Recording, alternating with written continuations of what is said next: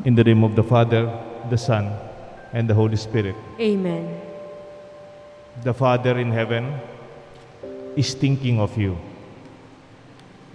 Ang Diyos natin, iniisip ka. We're not only about thinking God, praying. The relationship is mutual. Like a loving parent thinking about the future of their children. Kasi sabi sa ating Ebanghelyo, even before Jesus taught us the Our Father, sabi niya from Matthew 6, the Father knows what you need before you ask Him. That's a lot of love. Do you remember when you were a baby? Nung bata pa tayo, did you really know what you really needed? Babies, they just cry because of their discomfort. When they are hungry, sleepy, afraid, or maybe in pain. When you were young, you need to dress up and you need to be warm when you are asleep. You did not know that. Your parents took care of you. You needed to eat solid food even though you prepared milk. Do you still remember the Kapampangan term? Potang yawad da ka from milk. And then umiyak ka, gusto mo milk, gatas. But you really have to prepare yourself to eat solid food. You needed that. Sometimes you do not know it. Did you know that you needed to go to school even when you did not want to in your early days? Your parents knew that. Parents think of their children's need in advance. This is an expression of love. Just this week, ngayon pa lang po, I have friends, may anak sila sa seminaryo. This week, the husband and wife went out to buy the needs for their children in this coming school year, for they will be going to the seminary. Hindi man alam nitong anak nila, lumabas na itong magulang para ibili na yung uniform, yung books, o yung requirements for the school. The boys are just at home, but the parents knew what their children needed. Take note, there is a big difference between need and want.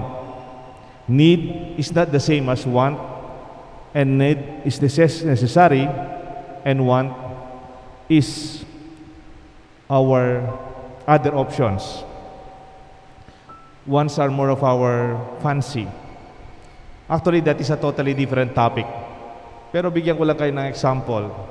You need a pair of shoes to protect you when you run.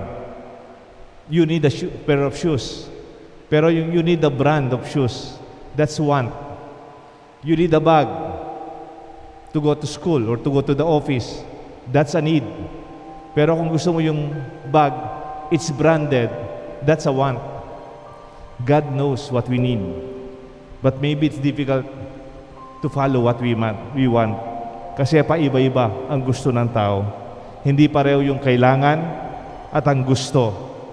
Yung gusto, yung kumisan, sorry sa term kapritsyo na lang natin. Pwede namang mas simple. Bakit kailangan pa yung mas mahal? Because we sometimes spend so much about the want more than the need. Napansin niyo po sa restaurant. Sa restaurant, dalawa yung product. Ay dalawang satisfaction experience. The food, which is the product, masarap. And also, the service of the waiter or the waitress. Sa mga waiter at waitress, mayroon silang training. Ano po yun? A good waitress and a good waiter, they anticipate the need of their client, seeing what they need in advance. Meron po ako nakitang restaurant noon na natawa ko. Yung waiter, meron siyang parang, anong tawag dito? Yung sinusot ng nagluluto? Apron. Parang may apron yung waiter. Tapos maraming bulsa. Meron siyang bulsa para sa basahan, kung natumba yung tubig. Meron siyang bulsa para extra tissue or napkins for the table. Meron siyang isang bulsa kung gusto mo ng extra yung kutsara. And then meron pa siyang isang dito kung gusto mo ng lighter. Kumpleto yung kanya. Parang hindi pa man hinihingi, alam na nila. They know in advance. Anticipating what you need out of goodwill and out of your good desire to help. Anticipating you need because you care for the person, and it feels good when the soul recognizes that. It pleases the soul. Kung nasa business po kayo, alam po natin, quality business in service. Sa mga kumpanya, mayroon tinatawag silang circle of quality or quality circles. Anong ginagawa nila?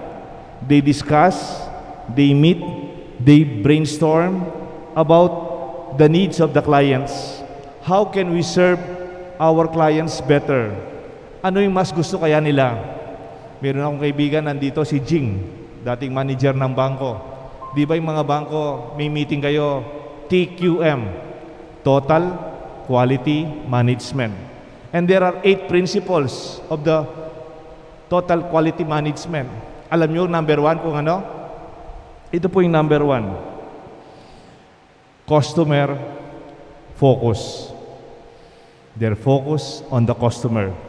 Marami pa yon, 8 nga yan eh. Meron pang total employee commitment, process approach, integration system, strategic and systematic approach, continual improvement,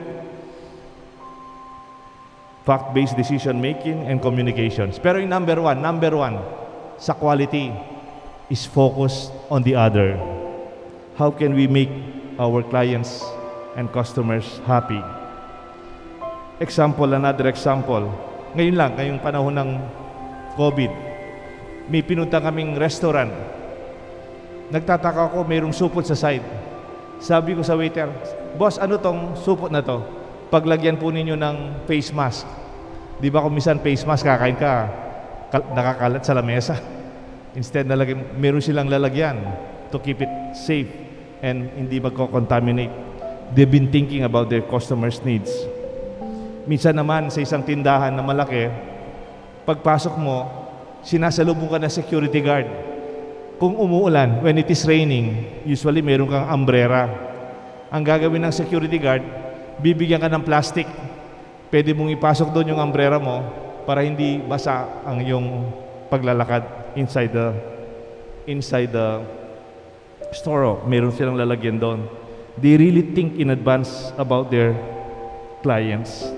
Total quality management is a comprehensive system of advancing and achieving continuous improvement for customer satisfaction.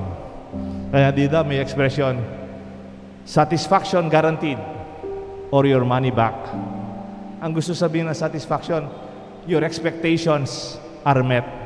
Yung hinahanap mo nandun. Isn't that wonderful? Pero mayroon pang mas mataas sa satisfaction guaranteed. Ang tawag nila dito, customer's delight. Yung delight is beyond satisfaction. Kunyari, expect ko lang, bumibili ako ng pantalon. What will satisfy me? Gusto ko yung fabric, matibay, magandang presyo. That will be satisfied. Pero offer ka pa, sir, gusto mong paputol yung pantalon mo para pwede mo nang suot mamaya. Libre, sir. We will cut your pants so that you don't have to look for diba, hirap maghanap ng mga magaling magputol ng pantalon. They will serve you that. It's called delight. They think of your needs far beyond your expectation. Bakit ko po sinasabi to? Hindi naman tayo po nagseseminar ng quality management. Hindi po. Sana, I pray that our personal relationships at home, family and friends, even in the church, even among our office mates, our friends and neighbors, we can exert efforts to anticipate what they really need by offering them in advance our way of thinking of them. Pag iniisip mo ang tao, iniisip mo kung ano yung kailangan niya. Hindi yung anong gusto mo, kung ano yung kailangan mo. You think of the person. Minsan po, I heard my mother, yung nanay ko po, yung mama ko po, lola na, lola. Sabi ng nanay ko, I am preparing for this weekend. Darating ang mga apo ko. My grandchildren will be coming. And I'm preparing for their favorite bistig for megmeg, asado for megmeg, bulanglang for Casey, and spam for Obet. Parang ang nanay ko, kunyari, Webis pa lang, darating ng linggo yung mga anak niya, apo niya, iniisip na niya kung ano yung paborito ng mga apo niya, and she's very happy to prepare for what they need. That's also called love, pagmamahal. When we begin to think of others more than ourselves, then we experience the love of God in our midst. Pag ang mga magulang, iniisip yung mga anak, ang mag-asawa, iniisip nilang bawat isa, at yung mga anak, iniisip yung pangangailangan ng yung mga magulang, then we are close to the love of God for us. As Jesus said, the Father knows what you need even before you ask Him. Kaya nga sabi nung kapatid ko, yung nagda-dialysis, ako, kuya, pag nagdarasal ako, wala na akong maraming sinasabi. Bakit naman? Sabi ko. Ba't di mo pagdasal na you will be healed from your kidney failure? Pagdasal mo negosyo. Alam na ng Diyos kung ano yung kailangan ko. Kaya nga pag nagdarasal ako, I just keep quiet. And then I feel God knows what I need.